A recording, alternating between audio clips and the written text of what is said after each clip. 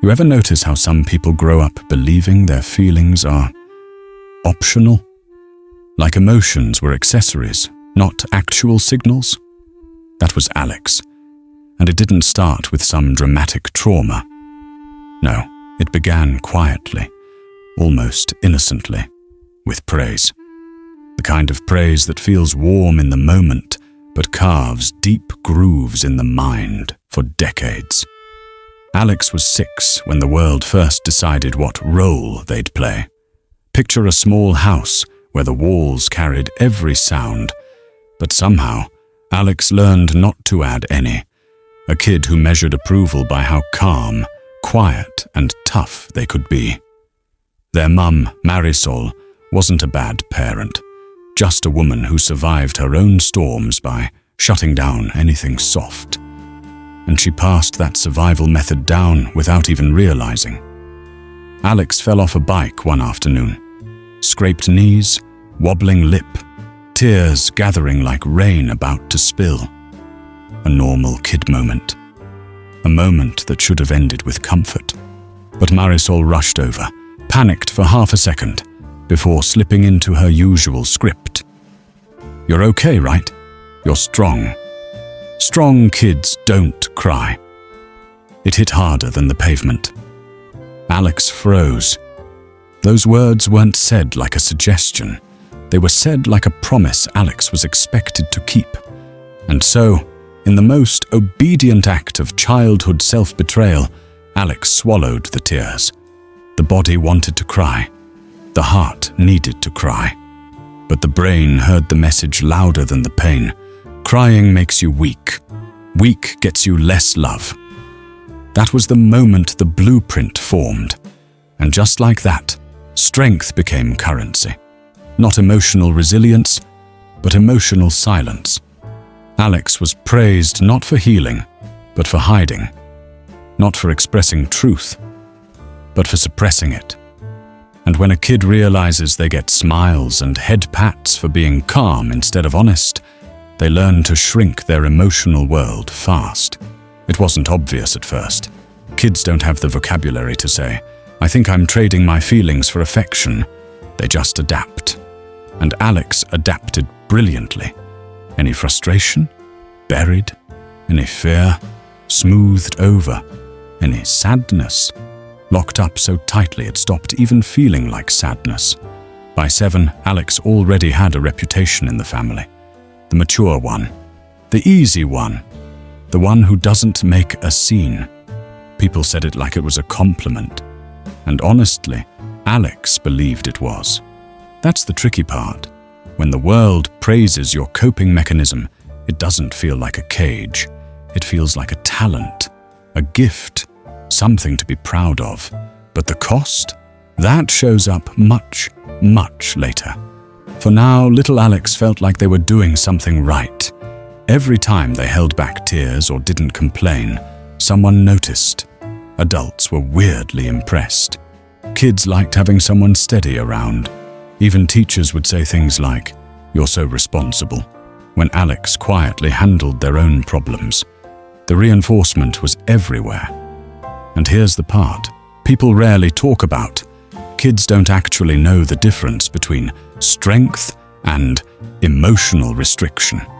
They only know which behaviors get them love. Praise trains the brain long before logic does.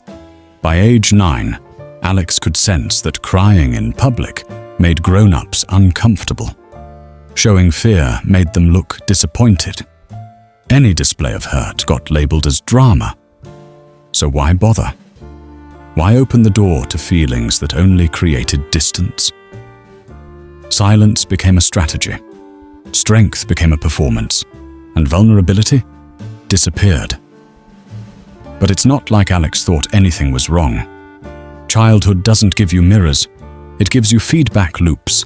And the loop kept saying, be strong, be quiet, be unproblematic. The bike fall was only the first draft of that lesson. More moments kept adding to it. Small, forgettable on the surface, but stacked together like bricks. A lost toy? It's fine, you don't need to cry. A bad grade? You're tougher than this. A friend hurting Alex's feelings? Just move on. You're strong. At some point, Alex stopped even attempting to react emotionally. The instinct to show feelings rusted from non-use. What used to be natural became foreign.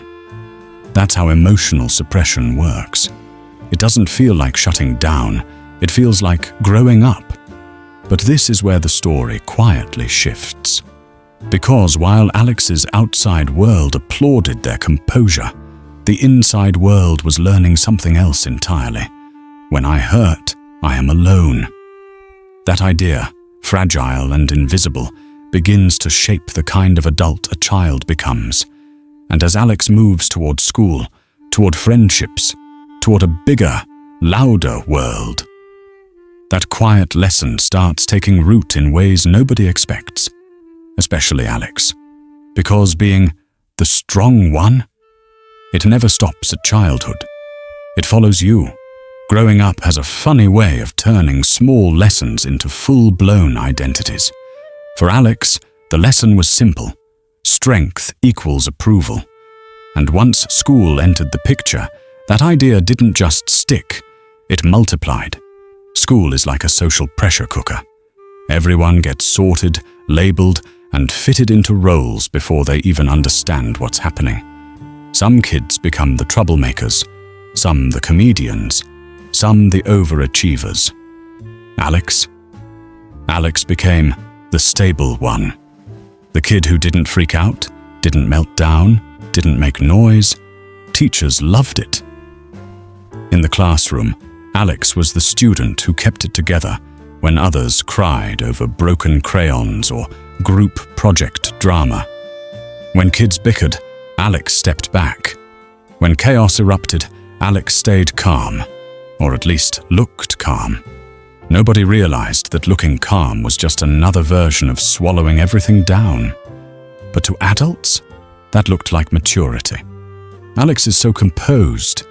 Alex never makes a fuss. I wish more students were like Alex. Every compliment reinforced the script. And let's be real, what kid doesn't want to be the one teachers like? When you're young, adult approval feels like a golden ticket. It makes you feel special, even chosen. So Alex doubled down on the behavior that brought the praise. The problem was, kids mimic what gets rewarded, even if it hurts them. At recess, Alex became the conflict diffuser.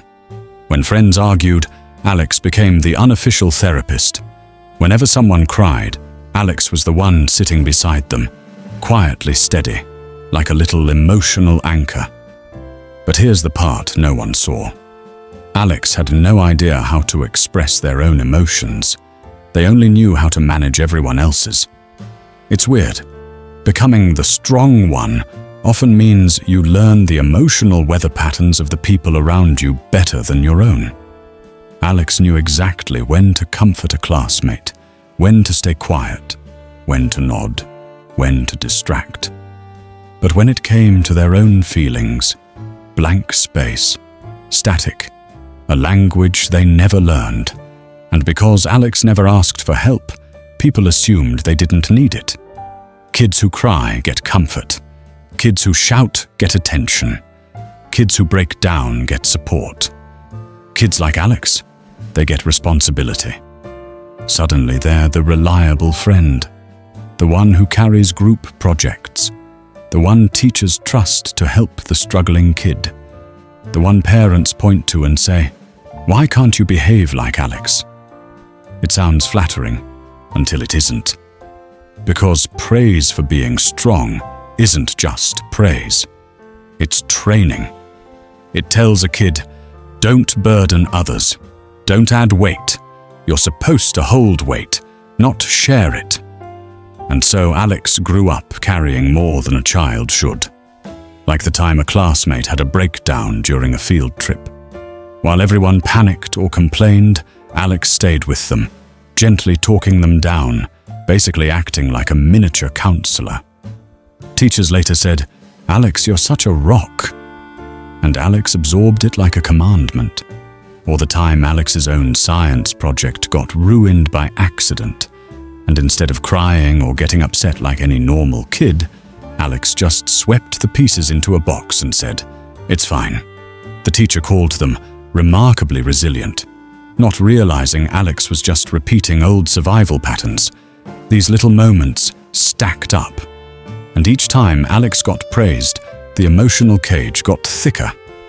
The ironic part? Alex wasn't naturally emotionless. They weren't inherently stoic. They just learned that showing softness made people uncomfortable, while showing strength made people grateful. So by the time middle school rolled in, Alex wasn't just trying to be strong. They were the strong one. The role wasn't an act anymore. It became instinct, reflex. But something else was happening underneath. Something subtle. Alex started losing track of what they actually felt. When someone asked, "Are you okay?" Alex reflexively said, "Yeah, of course." Even when the answer was no. Even when the knots in their stomach were too tight to ignore. Even when loneliness, frustration, or sadness flickered inside. Feelings didn't register as things to express, only things to manage quietly.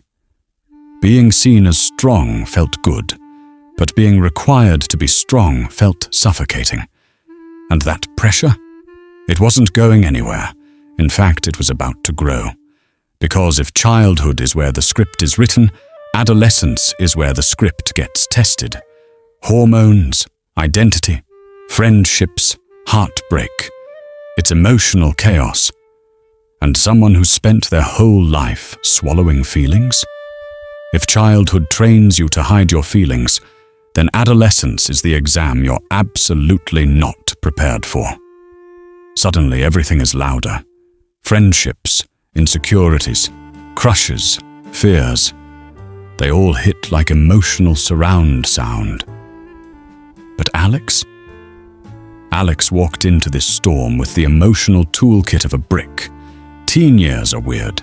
Everyone is trying to figure out who they are, what they feel, and why everything suddenly matters so much. Tears happen. Anger happens. People slam doors over nothing. Some talk for hours about feelings they barely understand. That's normal.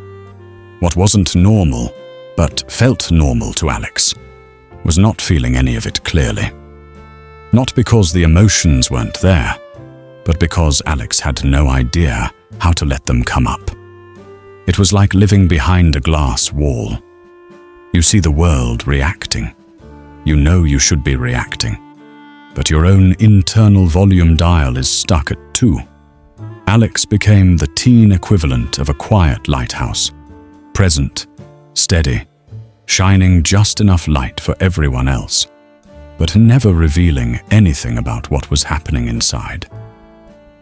Friends leaned on Alex constantly. Jenna cried about her parents fighting. Alex listened. Marcus spiraled about grades. Alex talked him down. A group chat meltdown broke out. Alex mediated. Everyone felt safe coming to Alex with their emotions, because Alex never seemed to have any. That's the irony of being the strong one. People treat you like a container for their feelings, not a person with your own. And Alex didn't complain. How could they? They didn't have the language for what they were missing. They just kept playing the role, believing this was what people valued them for. But cracks were forming.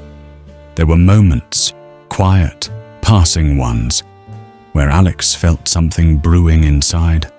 A heaviness after too many emotional conversations with friends. A tightness in the chest after getting overwhelmed at school. A sense of loneliness at night that made no logical sense. These were warning signs. But Alex didn't recognize them. To Alex, discomfort wasn't a signal to talk.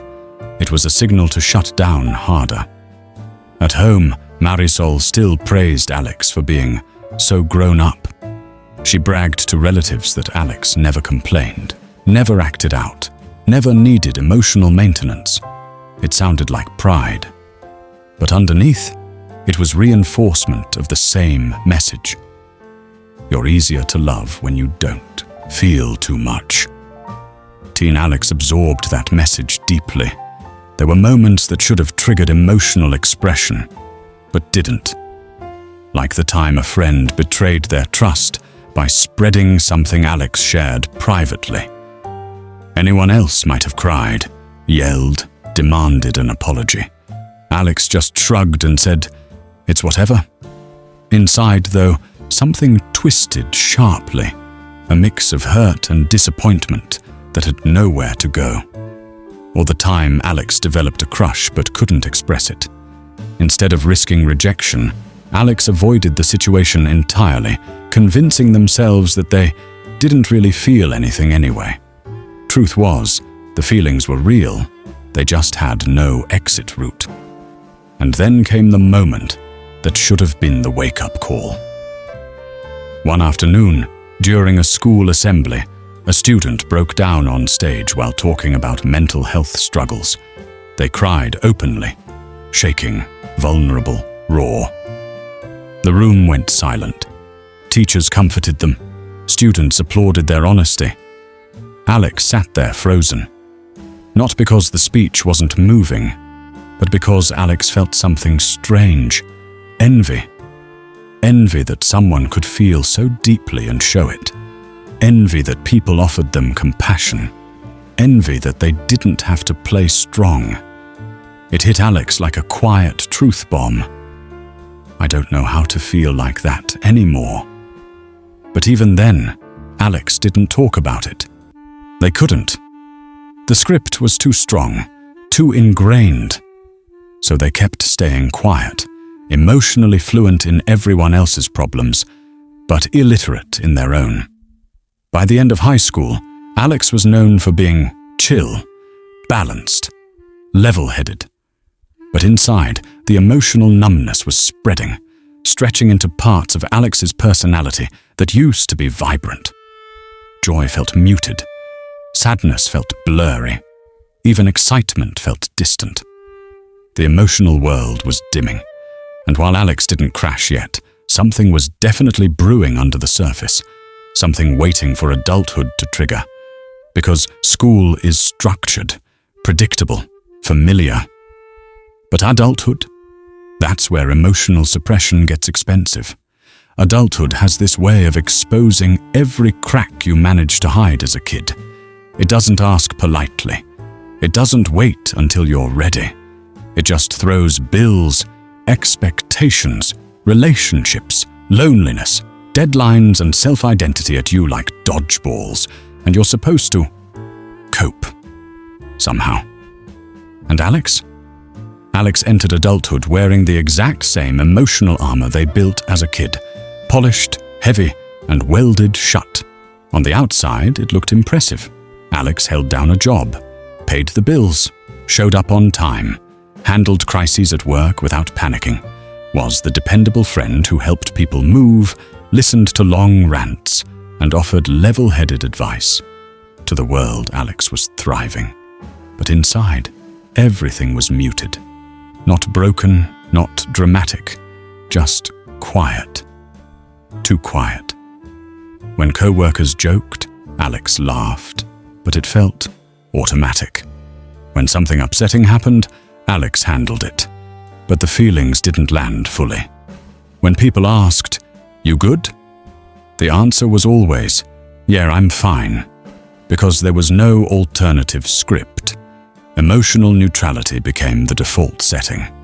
At first, it didn't seem like a big deal. Being calm and reliable is basically adulthood's unofficial currency. Alex felt competent, maybe even ahead of the curve. But slowly, the cost of the armor started to become obvious in places Alex didn't expect.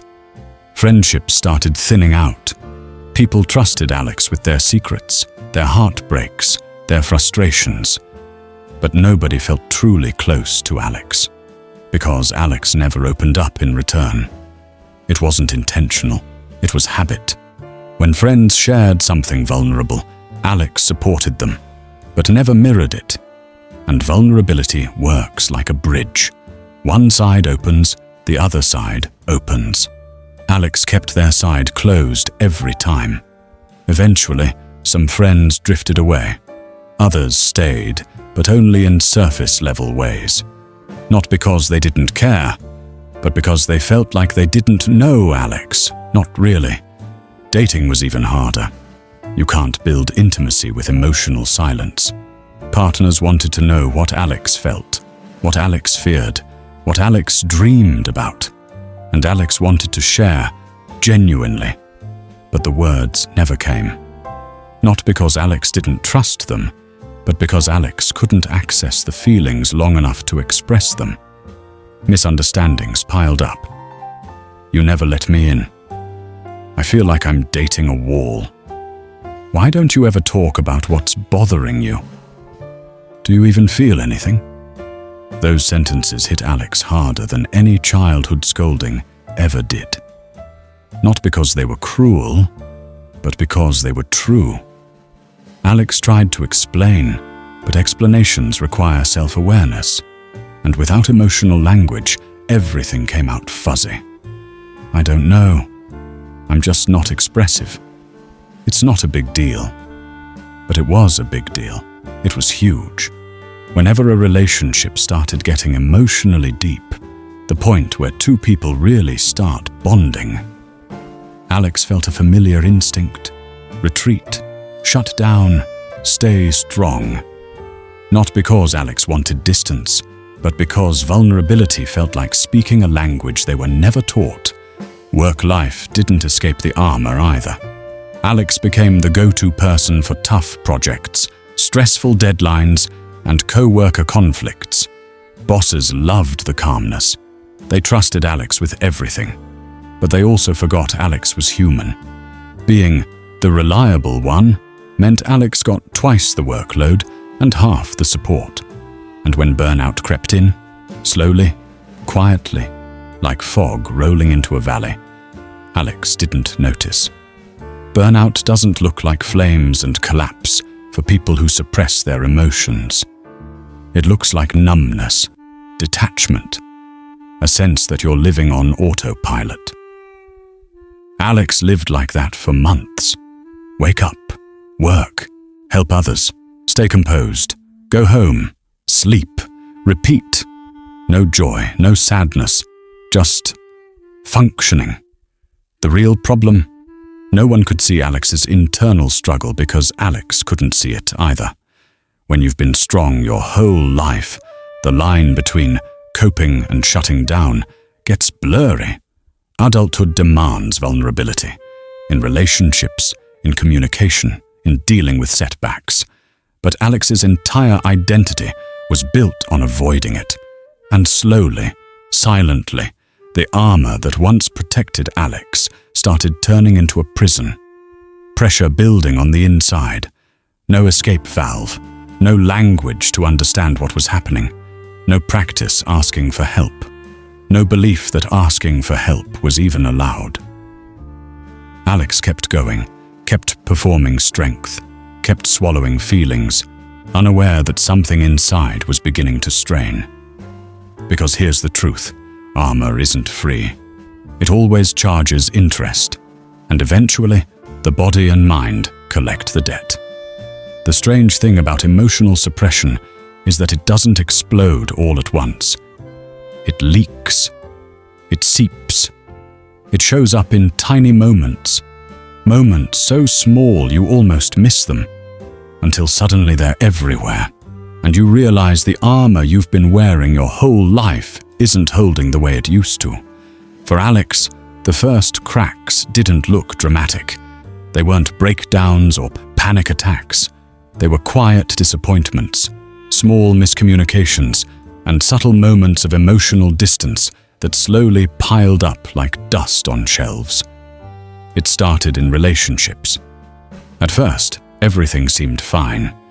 Alex was attentive, caring in all the practical ways, driving across town to help someone, listening for hours, remembering important dates. But emotional closeness, that was the missing ingredient. Partners would ask simple questions like, "What's on your mind?" Did that upset you? Why do you seem distant? What do you actually want? And Alex's answers were always the same. I don't know. It's fine. It's not a big deal. I'm just tired. None of those responses were lies, but none of them were the whole truth either. They were placeholders, patches over emotions that Alex didn't know how to access. Over time, the people Alex dated began to feel like they were trying to build a life with someone who lived behind one-way glass. They saw Alex clearly. Alex couldn't see themselves at all. One partner, in a moment of exhausted honesty, said, "I feel like you're always here physically, but emotionally, you're somewhere else." Alex didn't get defensive. They just didn't understand. They genuinely didn't know how to be emotionally present. It wasn't a choice. It was an absence. Then friendships began to strain.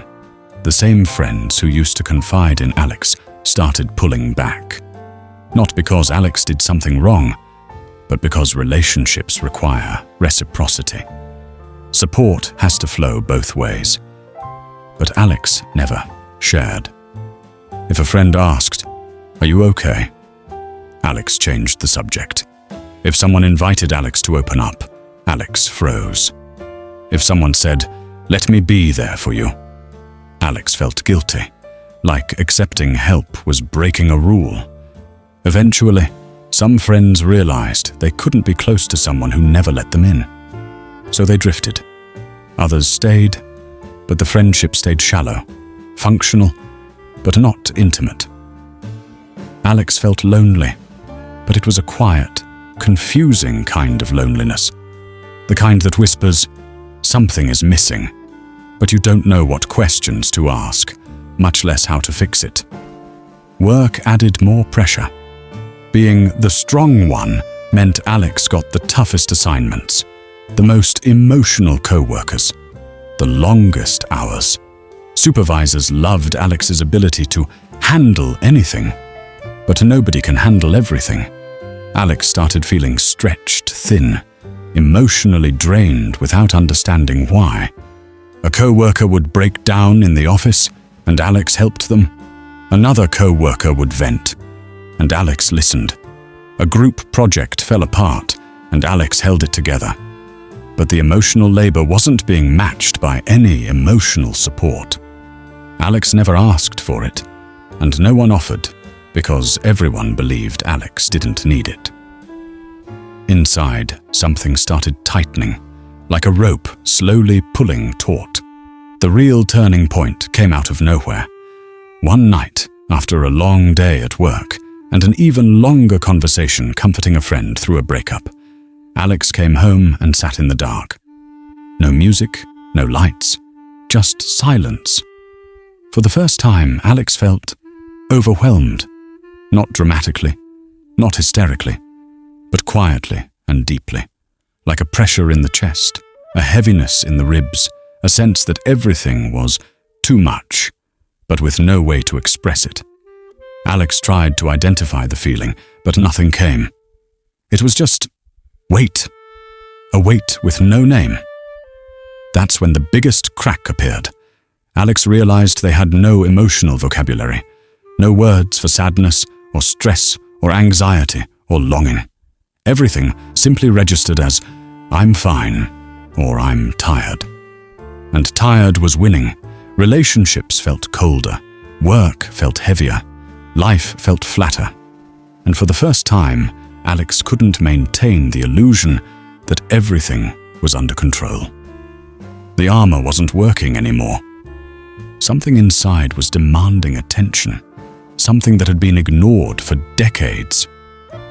And once that pressure starts building, there's only one place it leads.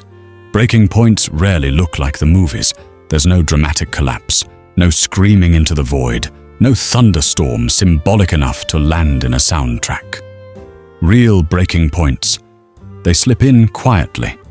They arrive disguised as just another day. And that's exactly how Alex's came. It happened on a Tuesday, because of course it did. Tuesdays are the emotional dead middle of the week, the place where burnout and routine shake hands. The day started normal enough.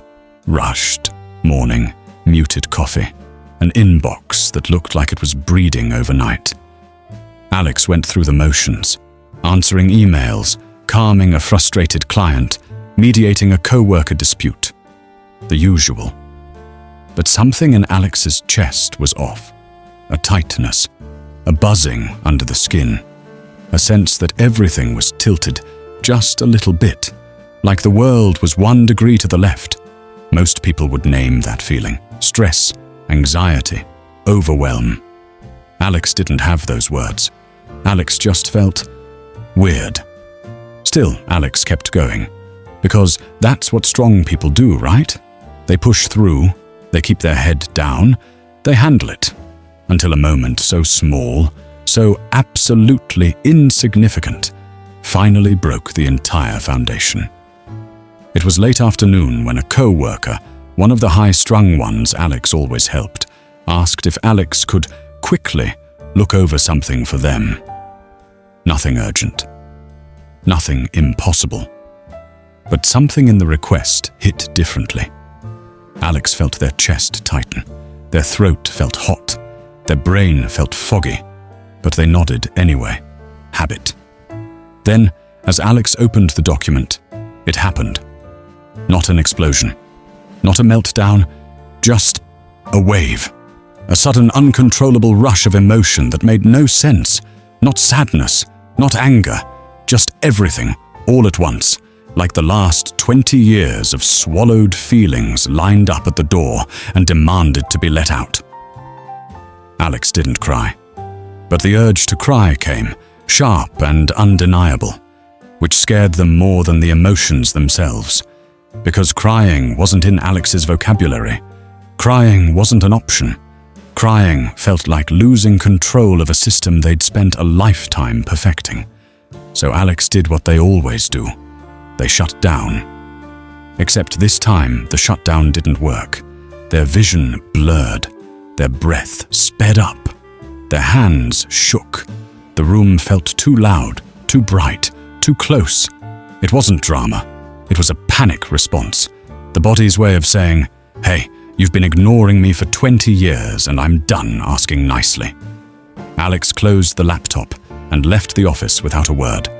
Not angrily. Not dramatically. Just gone. They sat in the car afterward, hands gripping the steering wheel, staring at nothing. Minutes passed, or maybe hours. Alex couldn't tell. Time felt stretchy, like it didn't know what shape to take. For the first time, Alex realized something terrifying. They had no idea how to calm themselves down. No skills, no tools, no practiced method. Strength had always been about holding everything together. Now that everything was falling apart, Alex had nothing to hold on to. Eventually, Alex drove home. The apartment felt foreign, like they were walking into someone else's life. They sat on the floor, not because they planned to, but because their legs just folded under them. And then, the moment that had been postponed since childhood finally arrived. Alex cried.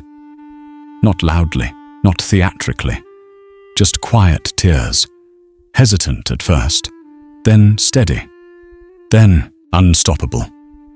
And here's the heartbreaking part. It wasn't the current stress Alex was crying over. It was the years of never crying, the years of swallowing pain, the years of being the strong one, because nobody gave them permission to be anything else. Every moment of childhood silence, every teenage numbness, every adult relationship they couldn't fully step into, every time they wanted comfort but didn't ask, every "I'm fine" that wasn't fine at all. All of it came pouring out in that tiny apartment on a Tuesday over a work request that didn't matter. It wasn't a breakdown, it was a breakthrough, ugly, necessary, raw. And when the tears finally slowed, Alex felt something unfamiliar. Space. Not peace, not clarity. Just space, like the first crack in a sealed room letting in a little bit of air. But breakthroughs don't fix everything. They just force you to acknowledge that something needs fixing. And that tiny bit of space? It opened the door to the next step, the one Alex had avoided for years. Because after a lifetime of being praised for strength, Alex was about to do something infinitely harder. Learn how to feel. If the breaking point was the crack in the dam, then what came after was the slow, trembling release of everything Alex never knew how to feel. And relearning how to feel isn't heroic or cinematic. It's uncomfortable, awkward, and honestly kind of embarrassing at first. But it's also the first real step toward living instead of just coping. Alex didn't wake up the next morning, transformed. There was no epiphany, no grand promise to change, just a deep exhaustion, the kind that sits in your bones. But something had shifted. For the first time, Alex didn't pretend everything was okay. For the first time, "I'm fine" felt like a lie Alex couldn't get their mouth to say. And that silence, that refusal to default to old scripts, was enough to make Alex realize they needed help. The word therapy floated into Alex's mind like an uninvited guest. A word Alex never considered, never thought applied to people like them. Therapy was for people who felt too much, not people who felt too little. But something in Alex's chest whispered, "Try." So Alex did. And of course, even the first step was painful. Making the appointment. Just calling the office felt like confessing something Alex didn't have language for. But they did it. The first session was rough. Alex sat across from the therapist, a calm, patient woman who seemed to understand silence better than most people understand words. And Alex froze when she asked, "What brought you here today?" Alex stared at the floor and said the only sentence they could manage, "I think something broke." It was vague, but she nodded like she knew exactly what it meant. And then she asked questions Alex had never asked themselves in their entire life. What does stress feel like in your body? What do you do when you're hurt? What were emotions like in your family growing up? How did people respond when you were upset as a child? Alex didn't have answers. Not because the memories weren't there, but because Alex had never looked at them through that lens before. They'd never connected the dots between childhood praise and adult numbness. The therapist didn't push. She just waited. And in that quiet waiting, Alex felt something unfamiliar. Permission. Permission to slow down. Permission to not know. Permission to be confused, fragile, messy. Things Alex had never been allowed to be. The unlearning began slowly. Therapy wasn't a magical fix. It was more like emotional physical therapy. Tedious, repetitive, sometimes painful. Alex had to reintroduce themselves to feelings the way someone reintroduces movement to an injured limb. Naming emotions felt like learning a new language. Alex practiced recognizing tension in their shoulders, knots in their stomach, heaviness in their chest, physical sensations that were actually emotional signals Alex had ignored for years. They learned that numbness isn't absence, it's overload. That shutting down isn't calm, it's protection. That strength isn't lack of feelings, it's the ability to feel without collapsing. Every revelation felt small but important. Every session untangled another thread. One week, Alex learned how sadness had always been mistaken for tiredness. Another week, they recognized how anxiety masqueraded as productivity. Another week, they confronted the guilt they felt for needing anything at all. It was messy. Sometimes Alex left therapy feeling proud. Sometimes they left feeling like they had no idea who they were. Sometimes they cried in the car afterward for reasons they couldn't articulate. And yet, they kept going. Changes started showing up in Alex's relationships too. The first time Alex admitted to a friend, "I'm overwhelmed," their voice shook. But their friend didn't recoil or get annoyed. They actually softened, leaned in and said, "Thank you for telling me." It was tiny, but it rewired something inside Alex. The first time Alex told a partner, "That hurt my feelings," they thought it would start a fight. Instead, the partner apologized, genuinely, and the relationship felt deeper afterward. Another rewiring. The first time Alex asked for help, actual help, they expected rejection. Instead, people stepped up eagerly, almost relieved that Alex finally let them. Another crack in the armor, this time on purpose. Slowly, Alex realized something profound. People never needed Alex to be strong. They just wanted Alex to be real. Strength had been a shield, blocking intimacy, connection, and authenticity.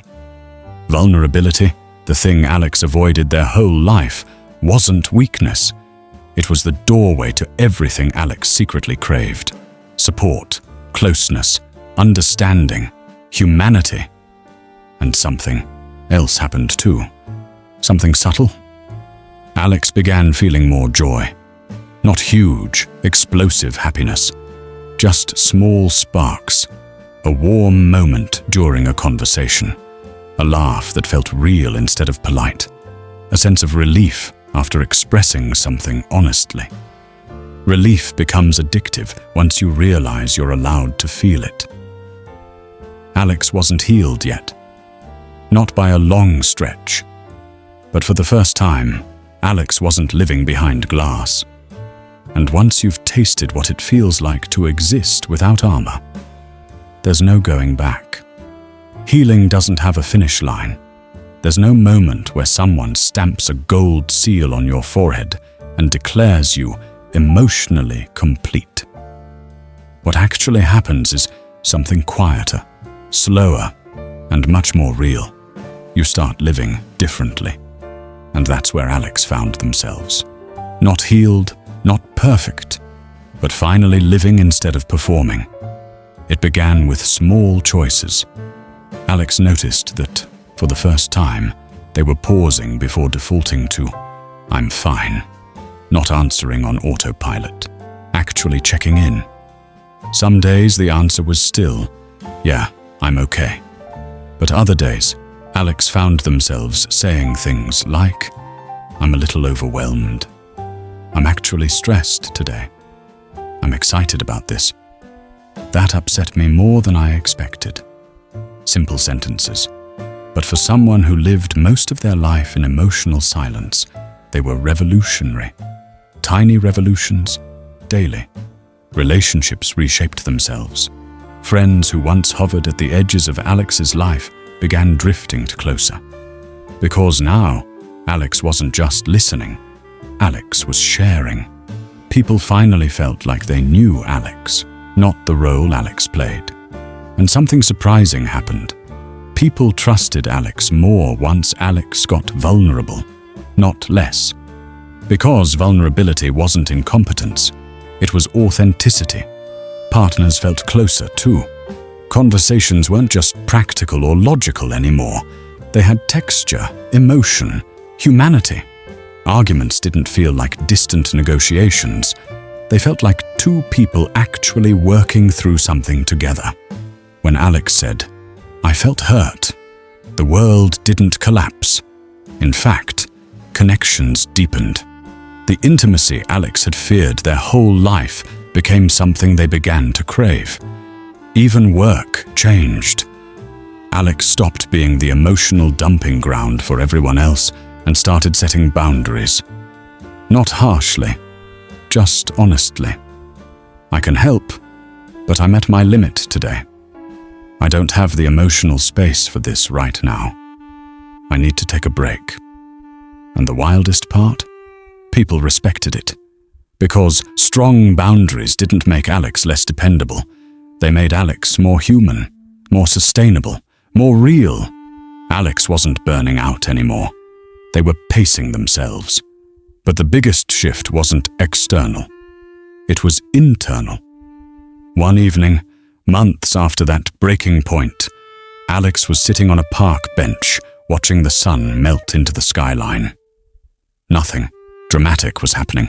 No crisis, no tears, no revelation. Just peace. And out of nowhere, the thought appeared. This is what strength actually feels like.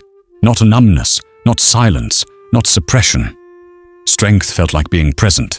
Strength felt like empathy, for others and for themselves.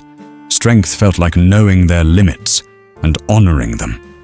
Strength felt like finally being able to say what they needed, wanted, feared, hoped for. The old version of Alex thought strength meant holding everything in. This new version learned that strength meant letting things out without shame. Redefining strength didn't mean rejecting the past. Alex didn't blame their younger self, didn't blame their mother, didn't stay angry at the years of emotional hiding. They learned something crucial in therapy. You can appreciate the role your armor played while still letting it go. The armor kept Alex safe when they were a child. It protected them when expressing feelings wasn't an option. It shaped them, yes, but it didn't have to define them forever. Letting go of it wasn't betrayal. It was evolution. Alex's new identity formed slowly but surely. Someone who didn't run from feelings anymore. Someone who embraced vulnerability instead of fearing it. Someone who still cared for others, but now cared for themselves too.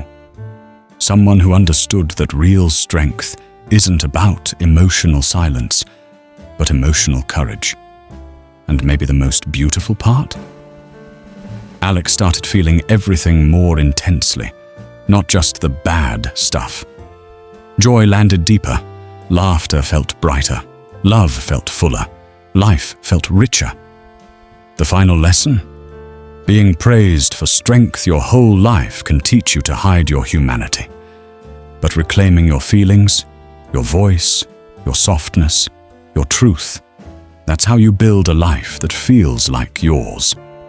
Alex didn't become someone new. Alex finally became someone whole. And the story doesn't end here, because this kind of growth isn't a final chapter. It's a lifelong practice. But now Alex walks into that future, not armored, not numb, not silent, but fully human.